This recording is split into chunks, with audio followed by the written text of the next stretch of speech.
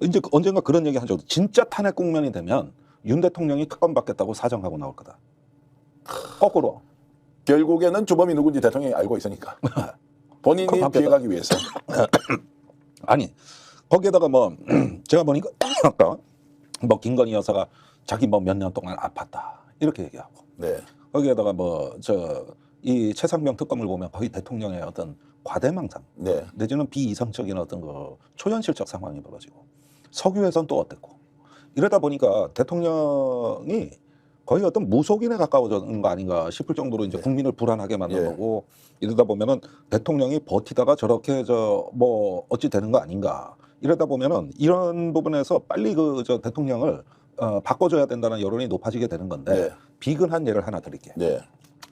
어제 미국에서 대선 후보 경선 토론이 있었어요. 네. 대선 후보 토론이 있었어요.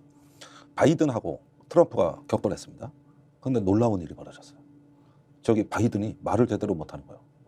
그래가지고 엉뚱한 말을 하는데 지금 민주당에서 어제 그 토론의 충격으로 지금 후보 교체론이 지금 부각되고 있거든. 바이든 안 된다. 이래가지고 지금 외신마다 지금 오늘 일면에 오후에 네. 엄청나게 지금 이게 세계 정세의 변수가 나타났다고.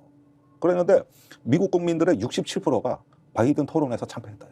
그리고 실제 여론조사 해보니까 트럼프가 이길 가능성이 높다고 그 토론회 하기 전에도 그런 조사 결과가 나왔습니다. 아니 그러니까 이걸 눈으로 봐버리니까 야 이거 미국 대통령이 지금 이 상태가 이거 혹시 리더십 공백 상태 아니냐?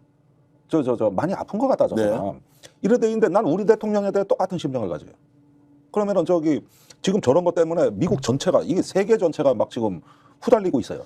윤석열 대통령이 지금 판단에 그만큼 문제가 있다는 건데 저도 최초 공개 이런 말씀 쓰지 않겠습니다, 여러분. 제가 하도 최초 공개 많이 하시니 뭐 취재를 많이 네? 하니까 제가 이제 말씀 하나 드리겠습니다. 최근에 한동훈 비대위원장이 대세론을 형성하고 당 대표가 될 것 같으니 윤석열 대통령과 척을 지면 큰 문제가 있다고 원로 보수 정치인 한 분이 이거 두 사람 화해시켜야 하겠다고요.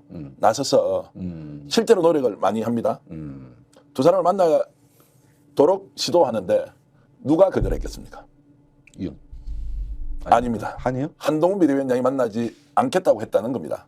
이것이 실제로 대통령실까지 들어가서 접촉을 시도했는지는 알 수 없고요.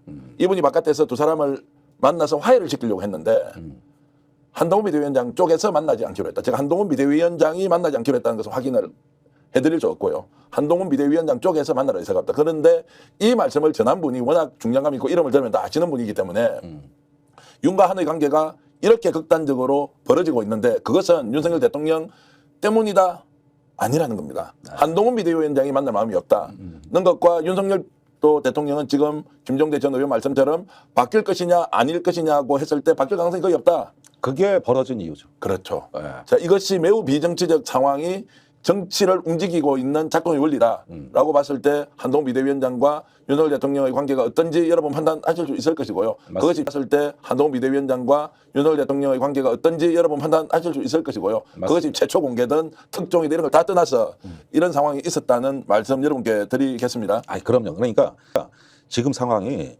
이게 지금 그 총선 이후 총선 직후보다 훨씬 비상사태예요. 네. 지금 상황이 훨씬 엄중합니다.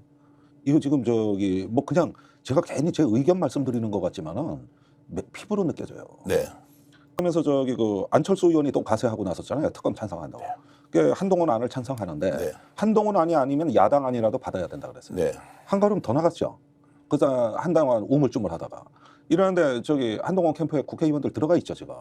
그리고 러닝메이트들 있죠. 그럼 러닝메이트가 딴 얘기 할 수 있습니까? 특검에 대해 가지고 한동훈하고 원보이스로 나가야지. 108명의 국힘의원 중에 이번에 한동훈 캠프에 공식적으로 보좌관을 파견하는 사람이 15명 정도 된다고 합니다.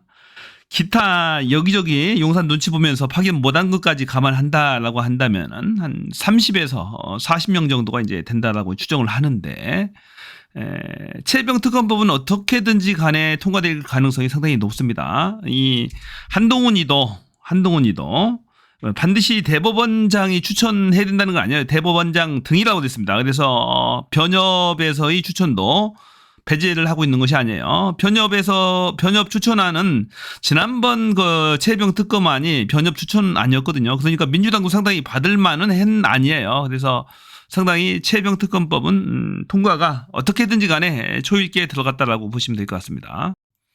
처음에 용산은 나경원을 쓰려고 됐어요. 그런데 나경원의 스탠스가 아주 묘했죠. 비윤, 뭐 자기는 친윤 아니다, 비윤이다 이런 표현을 씁니다. 그래서 나경원을 버리고 용산에서 원희룡을 택한 것 같아요. 원희룡은 강제로 출마를 당했다라고 보는 것이 맞을 것 같습니다. 애초에 당대표 출마할 생각이 없었어요. 당대표 회견문도 짧게 4분 정도밖에 하지 않았습니다. 준비를 하지 않았다는 얘기예요. 그래서 급하게 원희룡이가 투입이 된 거죠. 한동훈 대 반 한동훈 구도인데 용산은 어떻게든지 간에 지금 한 달여 정도 남은 국힘 당대표 선거인데 어떻게든지 간에 한동훈을 죽이려고 할 겁니다. 당대표가 못되게 하기 위해서 길을 쓰고 막겠죠.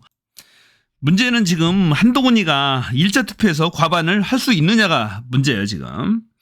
자, 여론조사는 월등하기 때문에 충분히 과반 득표를 할 수 있을 걸로 이제 보이기도 하지만 지금 나오는 여론조사가 당원들만을 대상으로 하는 여론조사가 아니에요. 실제 당대표 선거는 당원이 80%, 일반 국민이 20%잖아요. 용산과 윤석열의 입김이 예전만 못해도 예전에 김기현 사례를 보면 4% 지지율 후보를 당대표까지 만들었잖아요. 대구, 경북, 부산, 울산, 경남의 당심은 당원들의 표심은 반반이라고 봅니다. 한동훈에 대해서 반반이다. 전문가들의 대체적인 평가는 1차에서 한동훈이 과반을 넘기지 못할 거라고 그럽니다. 그러면 결선 투표에 갈 것이고 이 원희룡과 나경원이 강제로든 어떻게든지 간에 단일화를 할 것이다. 윤상현까지 포함해서 그렇게 이제 보더라고요. 자, 1차 투표에서는 당연히 단일화 않겠죠. 단일화 해버리면 한동훈이 바로 50% 가버려요. 또 하나는 바이든하고 트럼프하고 어저께 TV 토론했는데 이 바이든이 거의 치매 환자 수준이었다고 합니다. 거의 멍하니 한참 동안을 아무 말도 못하는 그런 사태까지 왔다고 그럽니다. 거의 민주당에서 다 멘붕이 왔대요. 이 윤석열이도 거의 동급이 아닌가 싶어요. 이태원 참사에 대해서 무슨 조작 날조 가능성 등을 거론하는 거 보고 또 여러 가지 국정 난맥상들 발언 등을 종합해 보면 거의 치매 환자 수준급이 아닌가 싶습니다.